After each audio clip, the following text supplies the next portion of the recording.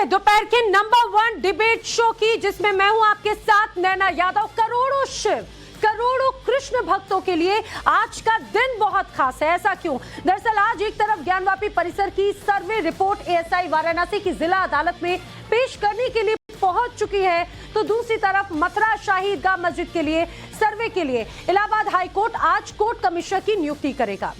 सर्वे से दूध का दूध और पानी का पानी हो जाएगा, लेकिन सच्चाई का साथ देने की बजाय क्या कट्टरपंथी सोच वाले तथाकथित मौलानाओं का भड़काऊ गुट अब एक्टिव हो गया है। ओवैसी अरशद मदनी के बाद में अब मुस्लिम लीग सर्वे को लेकर बौखला गया है। मुस्लिम लीग से ये पूरी तरह से जो नजर आता है, उसमें सह सचिव कैसर हयात खान ने एक विवादित बयान दिया। विवादित बयान देते हुए सरकार पर हमला बोला। अब सवाल है कि सर्वे से सच सामने आएगा और सर्वे कराने का फैसला कोर्ट का है, तो फिर इस पर विवादित टिप्पणी क्यों? आज करेंगे इसी मुद्दे पर बहस, लेकिन पहले एक रिपोर्ट आपको दिखाते हैं और जानिए मुस्लिम लीग के सह सचिव कैसर हयात खान ने आखिर क्या क्या कहा।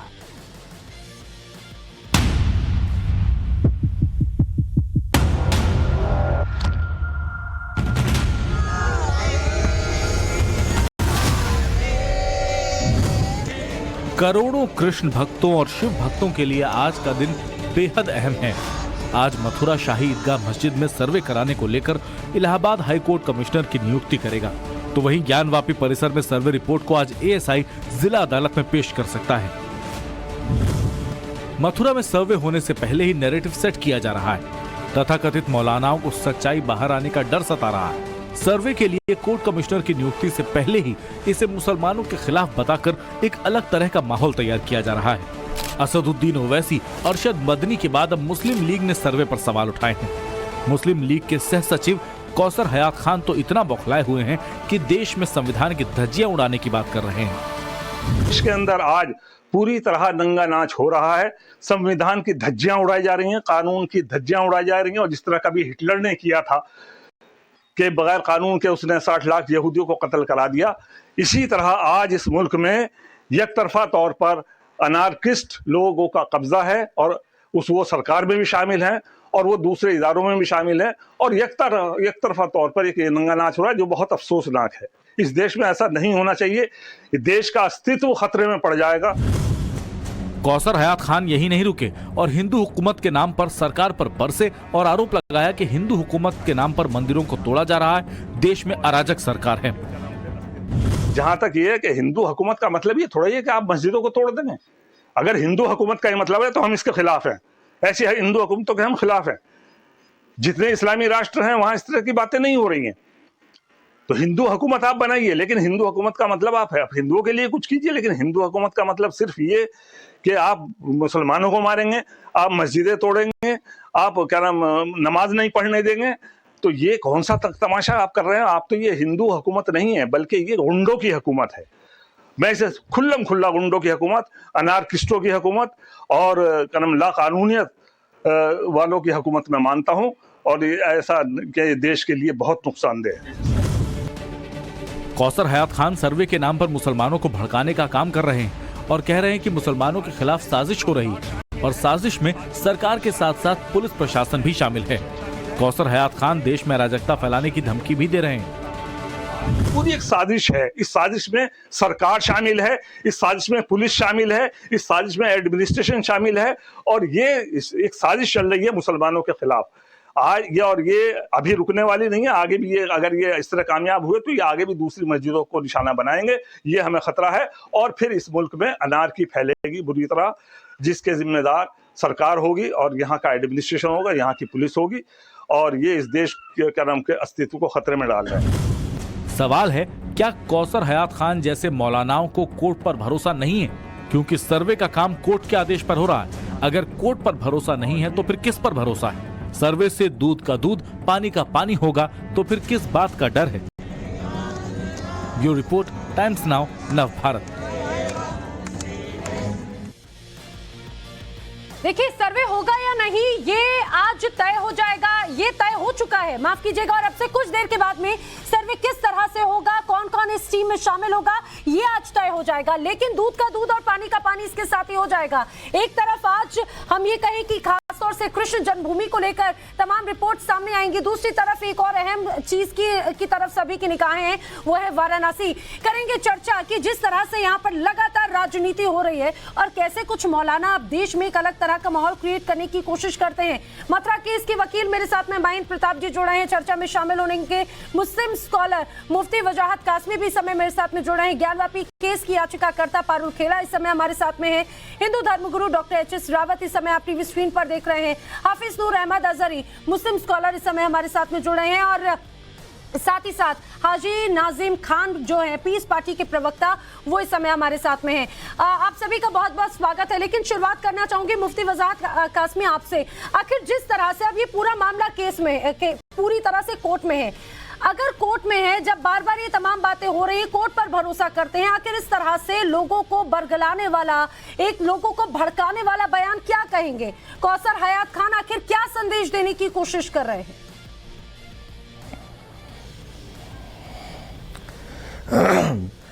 देखिए मेरी बहन, बहुत साफ सी बात यह है कि जब राम मंदिर का मसला सुप्रीम कोर्ट में था तो सारे मिली संगठन और हिंदुस्तान में जितने ये बाबरी मस्जिद और राम मंदिर की लड़ाई लड़ रहे थे, सबने कहा कि हम जो सुप्रीम कोर्ट कहेगा उसको मान लेंगे। सुप्रीम कोर्ट ने राम मंदिर के हक में फैसला दे दिया, तो आप अब भी देख रही हैं कि इनके बयान किस तरह के हैं, जबकि राम मंदिर बनके तैयार हो चुका है और सरकार को ये कोस रहे हैं। मैं मानता हूं कि सरकार जो है वो सनातन को मानने वाले लोगों की है। मोदी जी, योगी जी सब सनातनी हैं। वजाहत कासमी सर, जो आप ये समझिए कि सरकार या फिर कानून कोर्ट सभी का है, आप इस बात को समझिए। यहीं से आप एक तरह से लोगों को बांटने की बात कह देते हैं। ना सरकार किसी एक की है, ना फिर कानून किसी आप सुन लीजिए, पहले मेरी बात सुन लीजिए। नहीं, लेकिन अगर आप गलत बोलेंगे आपको मैं आप मेरी बात सुन लीजिए, फिर उसके बाद जो चाहे आप कहिए, कोई बात नहीं। नहीं, हाँ, मैं जवाब दे दूं, फिर उसके बाद जो चाहे आप कहिए। देखिए, मैं कहता हूं कि उन सब लोगों का ताल्लुक सनातन धर्म से, लेकिन एक ईंट भी इस मुल्क में किसी भी इबादतगाह की, चाहे वो मस्जिद हो या मंदिर हो, सरकार के इंटरफेयर से इधर उधर नहीं हुई।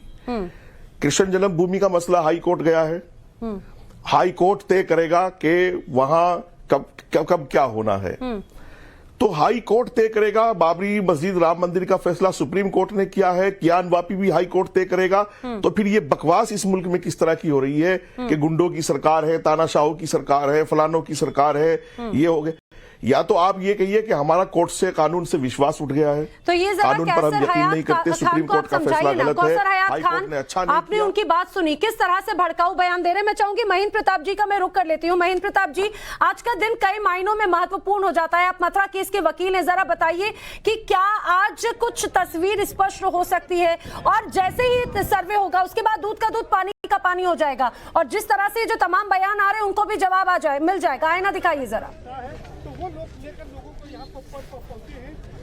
देखिए, आज बड़ा महत्वपूर्ण फैसला इसमें आ चुका है और आज 3 सदस्यीय कमेटी का गठन किया जाएगा, सर्वे कमेटी का, और इसमें वरिष्ठ वकील रहेंगे और वो वकील जाकर के वहां पर श्री कृष्ण जन्मभूमि परिसर है उसका सर्वे होगा, और सर्वे में जो फैक्ट्स हैं, जो 13.37 एकड़ जमीन है जिसमें 2.5 एकड़ में मस्जिद बनी है, वो मस्जिद नहीं भगवान का मंदिर है। ये इधर उधर की बातें कर रहे हैं, इस विषय को भटकाना चाहते हैं। तो वहां पर जब सर्वेयर जाएंगे तो हमने 1000 पन्नों की एक रिपोर्ट तैयार की है, जिसमें रेवेन्यू रिकॉर्ड है, नगर निगम का रिकॉर्ड है, जितनी रजिस्ट्रियां हैं सब हैं, और इसके अलावा विभिन्न इतिहासकारों की पुस्तकें हैं, वो सब हम दाखिल करेंगे और पूरा जो सच जो है वो सबके सामने आ जाएगा। जिस तरह भटका करके चीज़ों को गुमराह करके नहीं आने दिया पटल पे, लोगों को गुमराह करते रहे, लोगों को बताने नहीं दिया, तो अब वो समय आ गया है कि सर्वे के द्वारा स्थिति क्लियर हो जाएगी, सच सबके सामने आ जाएगा।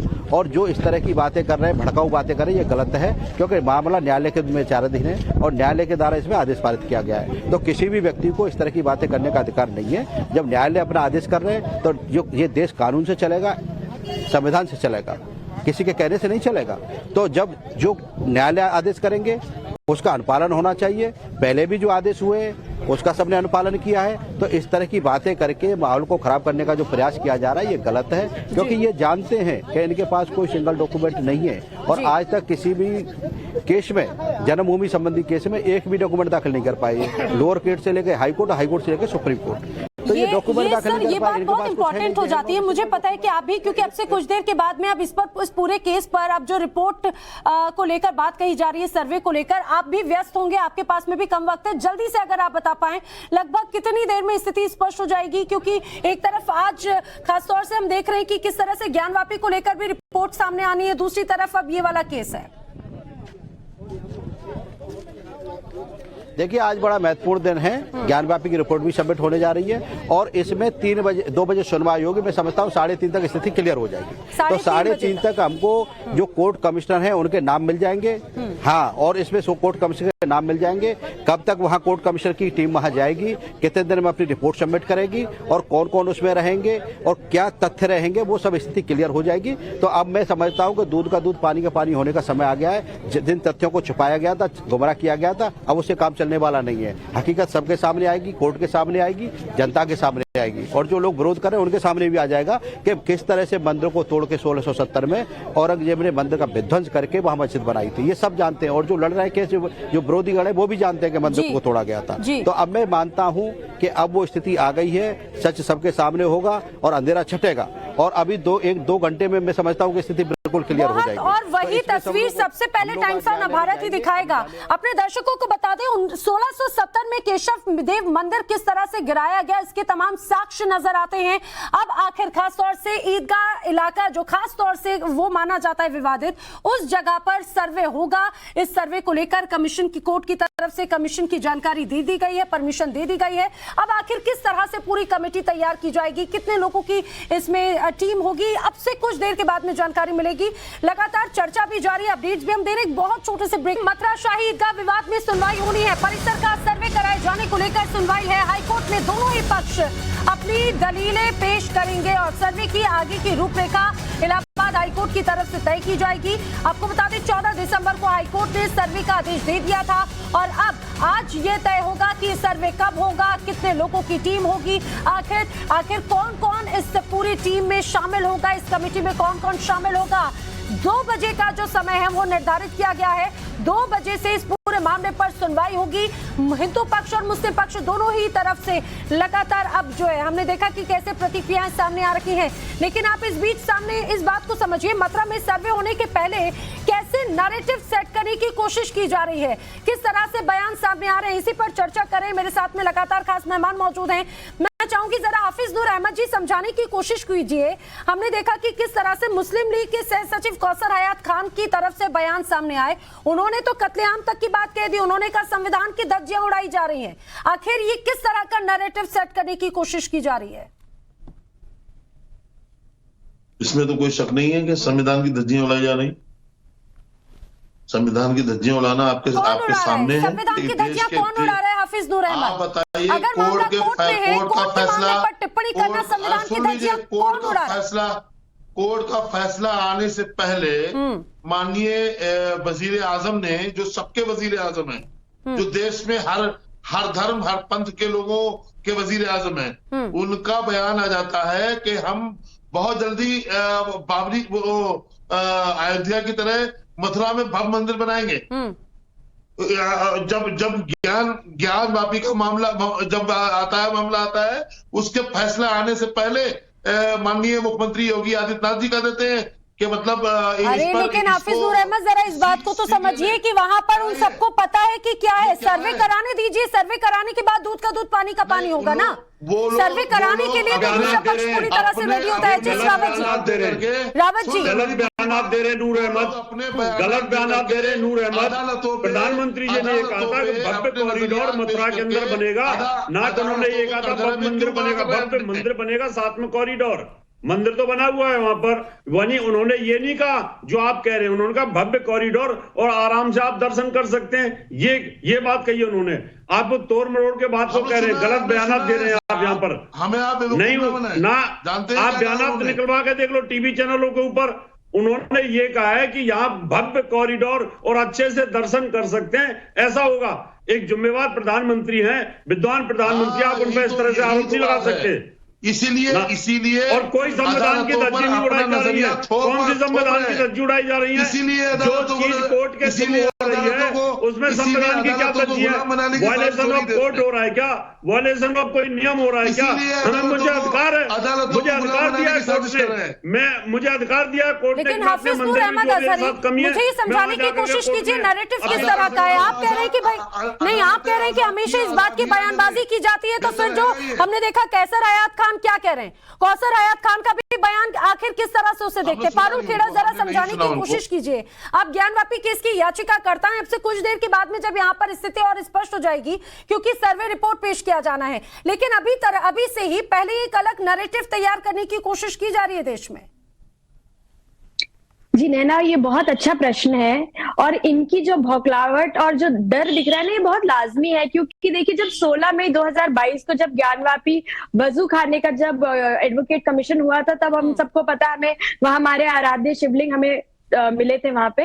वैसे ही जब आज एक नियुक्ति हो जाएगी कमीशन की मथुरा केस में, इनको पता है दूध का दूध पानी का पानी हो जाएगा। वहां कंस का कारागृह था नहीं था, आ गया, जबकि कोर्ट ने भी आदेश नहीं दिया। ये किस तरीके की बात कर रही है? नहीं पारुल जी, ये बताइए, मैं 16 मई 2022 की बात कर रही हूँ। ये अभी कोर्ट के अधीन चल रहा है। मैं क्या बोल रही हूँ? मैं ज्ञानवापी की बात कर रही हूँ, आप सुन ही नहीं रही है। ये नैना जी, इन्होंने मेरा बयान सुना नहीं है। नाज़िम खान जी, आपका मैं रुक करती हूँ, लेकिन आप जरा समझिए, वो किसी बात का हवाला दे रही है, वो क्या कोट कर रही है? पारुल खेला अपनी बात 16 मई 2022 की बात करी है, जब शिवलिंग मिले हैं वजू खाना में ज्ञानवापी में। आप सुन पा रहे हैं कि नहीं, या समझ नहीं पा रहे, या आप इतना भौकला गए हैं कि आप समझ नहीं चाहते हैं? पता कि तो आप आपको समझिए, कैसे पता चला कि वो शिवलिंग है? ना आपको कैसे पता चला वो शिवलिंग है?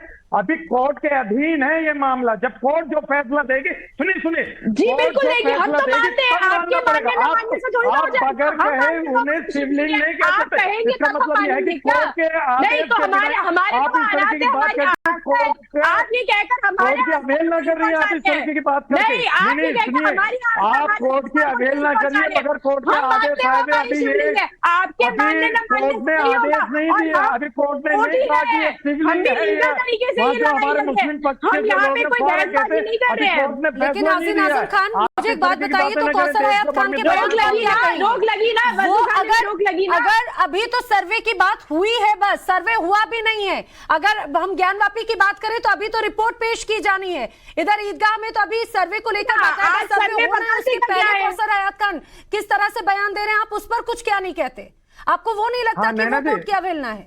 ये कैसा नैरेटिव है? कैसे भड़काने वाली राजनीति है? नैना जी बात सुनिए आप। देखिए, सबसे पहले मैं ये कहना चाहता हूँ, देखिए मेरा मजहबी यकीदा है, जहाँ एक बार मस्जिद तामीर हो जाती है तो इंशाअल्लाह ता कयामत तक मस्जिद ही रहती है।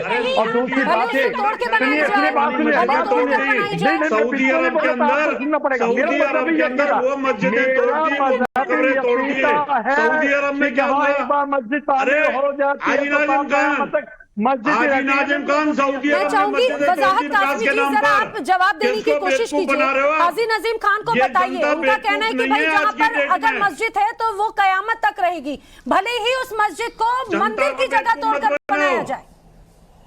क्या वो जनता को पाकिस्तान हो बेवकूफ बना जाता रहे है? हो कि मस्जिद वहां पर हो गई तो टूटेगी नहीं। सऊदी अरब के अंदर कितनी देखिए मैं एक नियम बता देता हूँ, मैं एक सुनिए, नियम बता सुनिए, देता हूँ, ठीक उस है। नियम को ध्यान में रखकर हम बात कर रहे हैं। मस्जिदें तोड़ दी हैं, वहाँ रीडेवलपमेंट हुआ है, वहाँ पर आप नहीं बोले। किसी नैना जी, किसी का मंदिर, किसी गुरुद्वारे, किसी चर्च को तोड़कर ये किसी की जमीन पर कब्जा करके मस्जिद नहीं बनाई जा सकती। सुनिए हाफिज नजीम खान, मस्जिद जरा बनाने सुन के लीजिए, लिए वजाहत साफ खान सुथरी की जगह बात हो। जरा सुन लीजिए क्या बोल रहे हैं।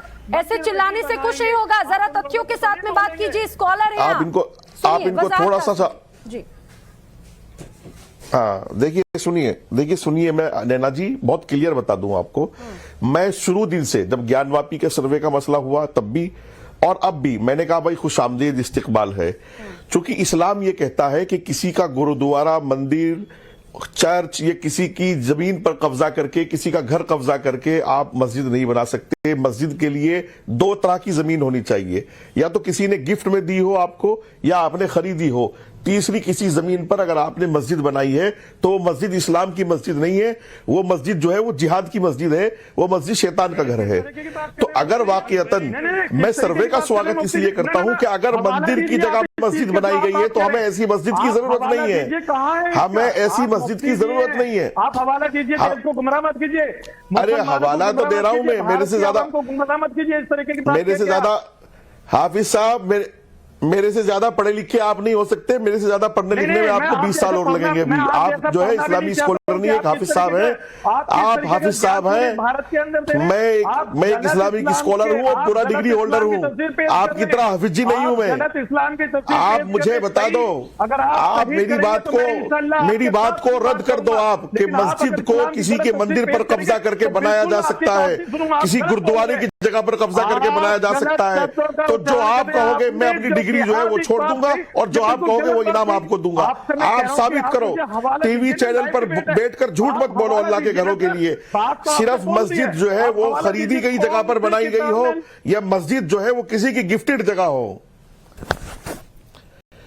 पूरी दुनिया की, मैं कहता हूं फतावा आलमगीरी ले लो, आप हिदाया ले लो, पूरी दुनिया की सारी फतावा की किताबों में ये लिखा है जो मैं कह रहा हूं, कि या तो मस्जिद की जगह खरीदी गई हो या किसी की दी गई हो। आप किसी के मंदिर तोड़ के मस्जिद नहीं बना सकते, आप गुरुद्वारा तोड़ के मस्जिद नहीं बना सकते, आप चर्च तोड़ के मस्जिद नहीं बना सकते, किसी का घर कब्जा करके मस्जिद नहीं बना सकते। आपने बहुत सिंपल वे में बात की। हाफिज नूर अहमद जी जो हैं वो भी अपनी इस बात पे जरूर एक टिप्पणी करना चाह रहे हैं। क्यों नहीं होने देते आप सर्वे? मैं चाहूंगी जरा अहमद अजहरी जी इस बात को जवाब दीजिए।